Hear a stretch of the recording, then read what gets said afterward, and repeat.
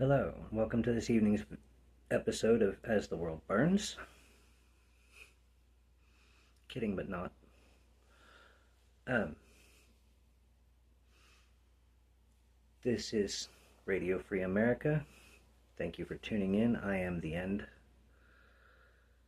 And let's talk about let's talk about the day, shall we? I have gotten to a point where I purposely uh, stay away from the news on the weekends. So even though I don't go uninformed, I take a break and kind of catch up on Mondays. And I heard whispers over the weekend, of course, about what's going on with the Iran situation and the Strait of Hormuz, and the fact that um, the Tangerine tyrant has decided that now we need our allies to step in and help us get out of this situation because, well, let's just be honest, folks, it's getting bad. Um, so please have gone out for our NATO allies to step in and lend a hand. And I can't honestly say that I'm surprised. Um, the thing about it is, I've been saying it ever since, you know, Trump started talking uh, about annexing Canada as our 51st state, and about wanting to take Greenland. Um, you know, being a veteran, all kinds of alarm bells started going off in my head. No, no, no, no, no. We can't do this. This is bad. This is bad. This is going to turn every one of our allies against us. And I've been railing against this ever since then. And actually before, because from the moment that idiot rode down that escalator and announced his run for the presidency in 2016, I've been screaming, "This is a bad idea. This is a bad idea. Nothing good can come of this. This isn't just going to be bad for the U.S. This is going to be bad for the world. This is going to be bad for all of our allies. This is going to be bad." And so so let's talk about the fact that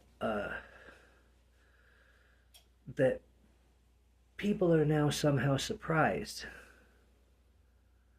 that the UK won't support us, that Denmark won't support us, that all of these countries won't support us, that nobody wants to step in. I mean, they're kind of all saying exactly what I was thinking as soon as I started hearing, that he's finally asking our allies for help. They're not going to help.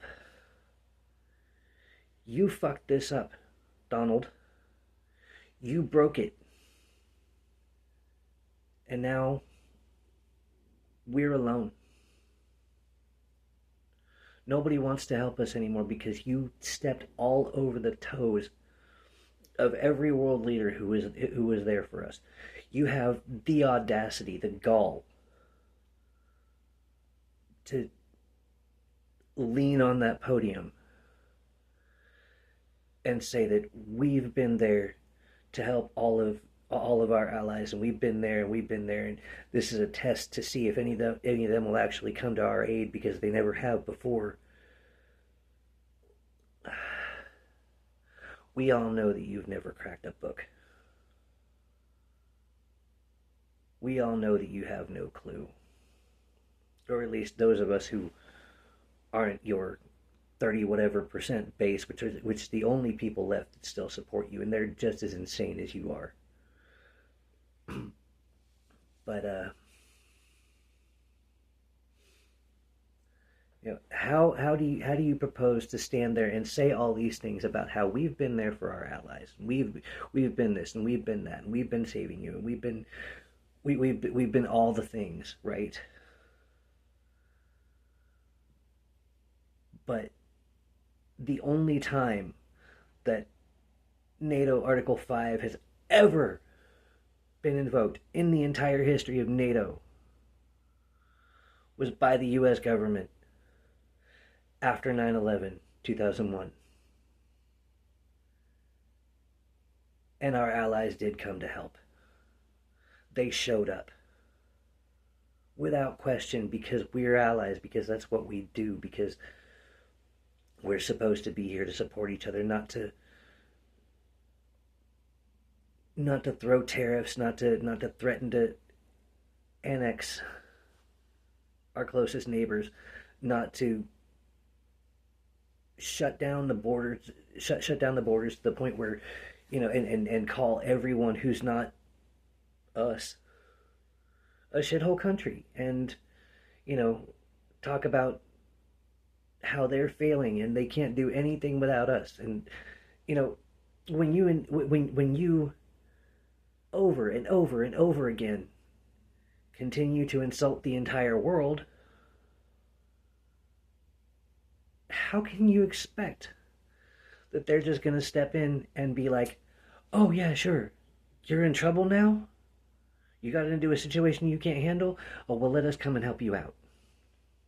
Because you've been such a good friend, Donald. You've been such a great friend to all of us, to the entire world. You've given us so much by destroying World Trade Organizations, by trying to dismantle NATO, by committing war crimes on the open ocean, by invading Venezuela, uh, by then suddenly deciding to go into Iran, and now talking about Cuba's next.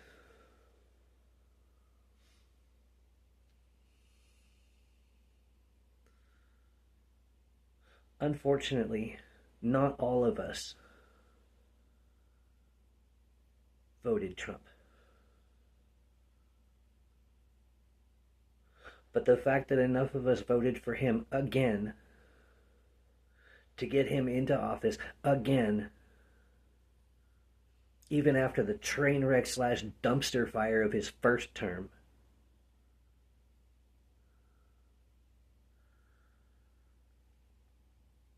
and most of us over here on the left kind of said, wait, no, okay, fine, he's running again, but he'll never make it. There's no way. People aren't that dumb. He won't make it again.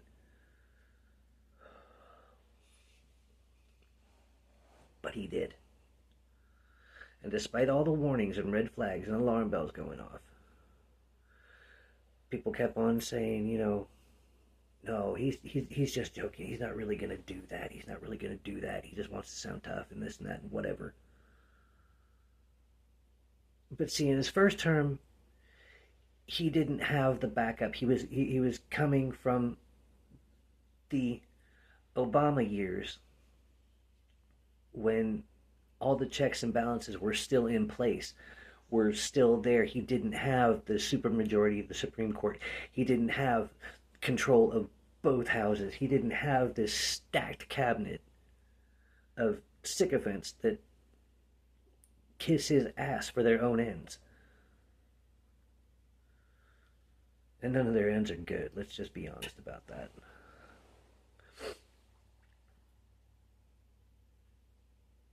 Now here we are, not even a year and a half in, and we just continue to lose and lose and lose and lose and lose, and and they act like we're supposed to take it on the chin, like, well, but this will all work out in the end. You know what? It's not a short term. It's not a short term pain for overall gain. It's not. It never fucking has been. It never fucking will be. All right? This is Donald Trump doing exactly what the hell he's done his entire damn life. The reason why the son of a bitch has fucking bankrupted 6 casinos. Because he sees this as All him. Always has. Just like the reason why his casinos went down, because yeah, it's a casino. Naturally, it rakes in money. The rule of a casino, as we all fucking know, is the house always wins. So as long as that money keeps on coming in, then Donald's got his own personal piggy bank constantly. It's the same damn thing with the National Treasury. We gave him one big ass piggy bank, a whole world as a sandbox, and a giant military to go and do whatever the hell he wants. That's the way he sees it. That's what he sees. He doesn't give a damn about the human cost. He never has. Sociopaths don't.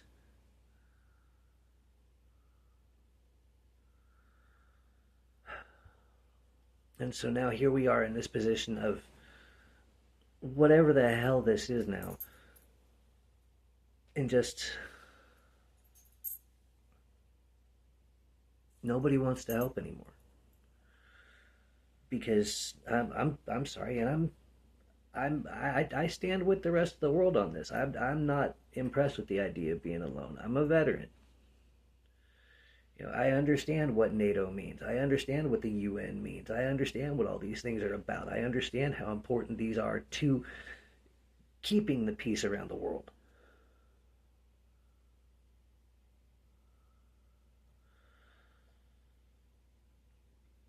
And I'm watching this president in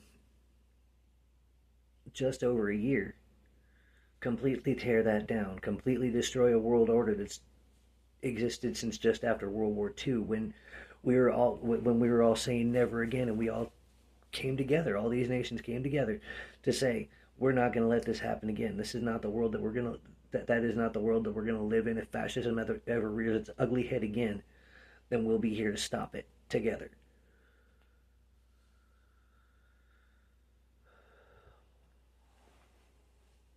I don't know. I'm coming off of a Monday at work, and a Monday listening to uh, listening to the top news on Monday morning and all day Monday being nobody wants to help Trump.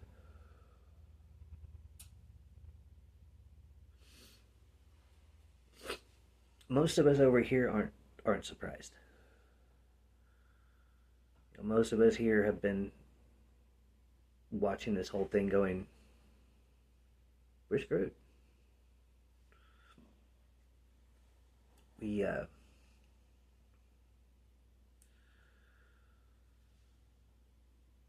we keep on hoping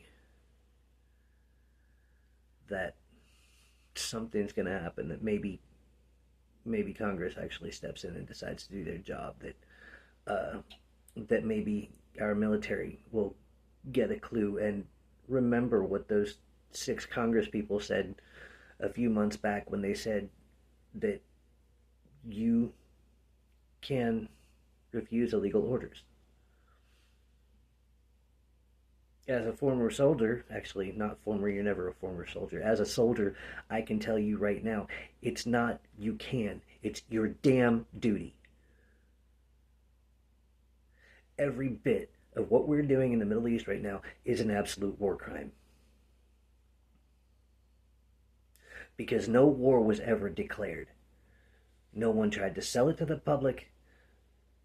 No one tried to introduce it to Congress and let them make a decision based on what the people say about it. No, it never happened. Why?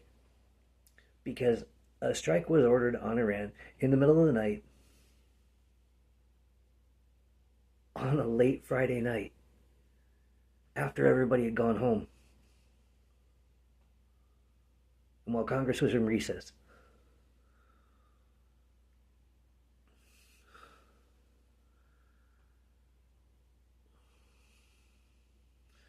And now he wants a way out because he thought that he was just going to do like what happened in Venezuela, go in and drop a bunch of bombs, effectively have a coup, you know, turn everything into chaos, and then pull out and have his little shadow government there.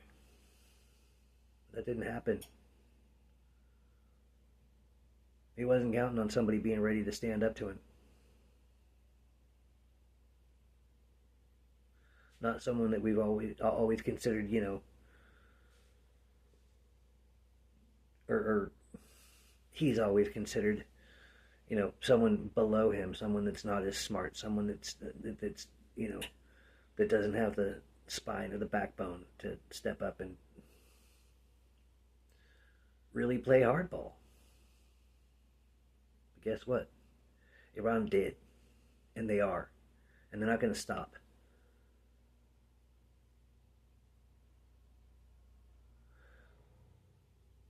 We have, what is it, upwards of 1,200 now. I don't remember what the exact number is. Upwards of 1,200 people in Iran dead. The Middle East is once again on fire. 13 American citizens as of today. 13 American military members are dead as of today. And it's not stopping. And no one's coming to help. Just like we found out here at home with, what was it? Operation Midway Blitz, Operation Metro Surge, all these other actions that are happening. No one's coming to save us because Congress has no backbone.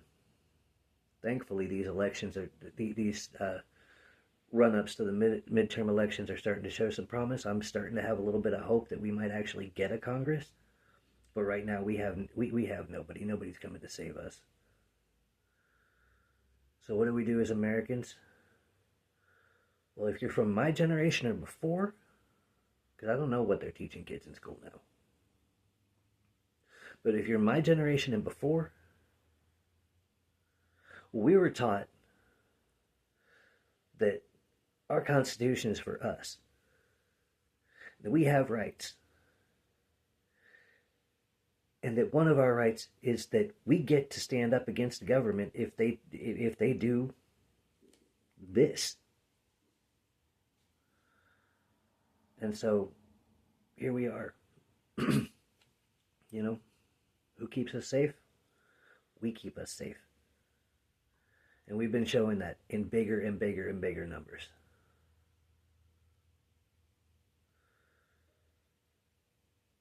I'm not going to sit here and try to say that that I'm some big, brave, bold, hero, some kind of badass, but you threaten my home, you threaten my family, you threaten my people, I'm going to fight you.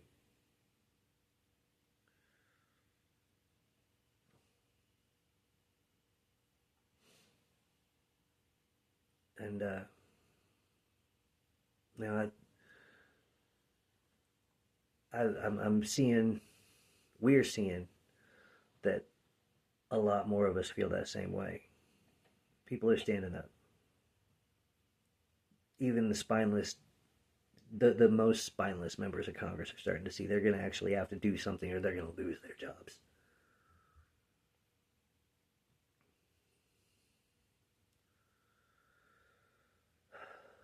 I don't know. This one was kind of all over the place. I'm just trying to sort out my thoughts and figure out how I'm going to handle this channel.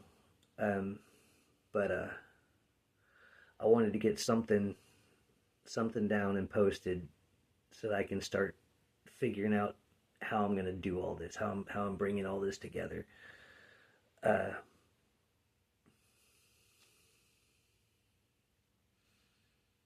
It's going to get way worse before it gets a little bit better. But if there's something that I'm starting to realize more and more is that more of us than I ever thought, are willing to stand up and fight back. And we're doing it peacefully.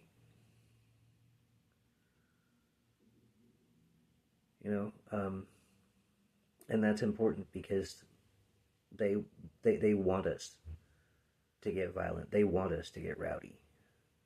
So they have a reason to invoke martial law or whatever the hell else it is they want to try to enact against us. Because we don't kiss his ass. We don't kiss the ring. We don't bend the knee. I'm an American. I'm an American soldier. I don't have a king. Right now, I don't even have a president. I barely have what I'm willing to consider a government.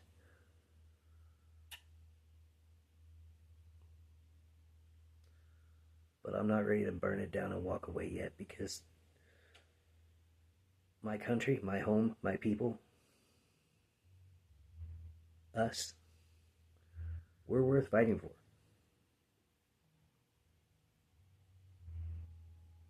And I've never been more proud to see so many people stand up and start to realize that we can fight back. I don't know. I'm gonna end it there for today. Like I said, I'm trying to get my chops here. Not used to the idea of sitting in a room and talking to myself. It's a little bit weird, but we'll get there. Um, for now, you know, don't let the bastards get you down. Keep fighting. We've got a long way to go.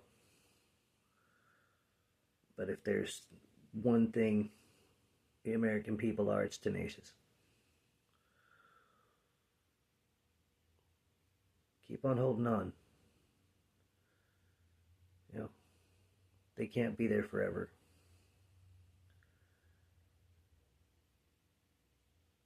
Uh,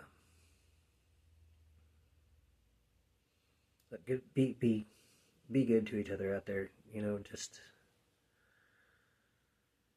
we're ready. We're all holding our breath to see what happens next. Just remember to breathe.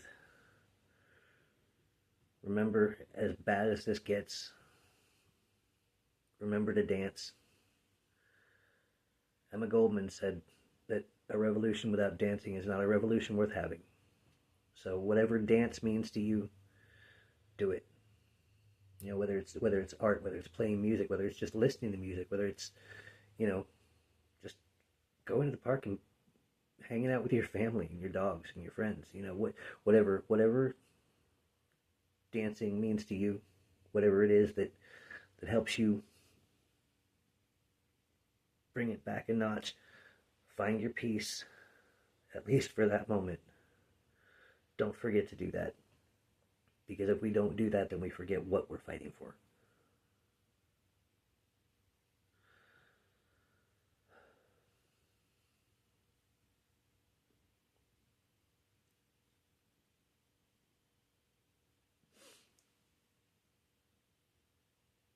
I love all of you. And that's not me just trying to be dramatic or whatever. I love all of you because you're all my people. And these first few videos are probably going to be kind of awkward because I'm trying to get a feel for how to do this. But I will be here. As long as it takes. As long as we have to keep fighting. If it takes me my last breath, I'm here. And I know I'm not the only one. So just remember that you're not alone. If you watch this, drop a like, drop a comment. I'm not in this for money. I work a 40-hour week. This has nothing to do with money. This is about trying to get a conversation started because not enough of us are talking to each other. A lot of us talk at each other in the comments. A lot of us, say hi and kind of hold conversations at rallies, things like that. But the biggest thing here is that I want to start conversations. I want us to start talking to each other because we need that. We have to have that community. and has been so torn down because of how separated everything is and how so many people have sought to separate us. But that's going to take a lot of building. We have to start it now because the only way that we get through this is together. Anyway, again, I love all of you. Thanks for watching. Peace and love.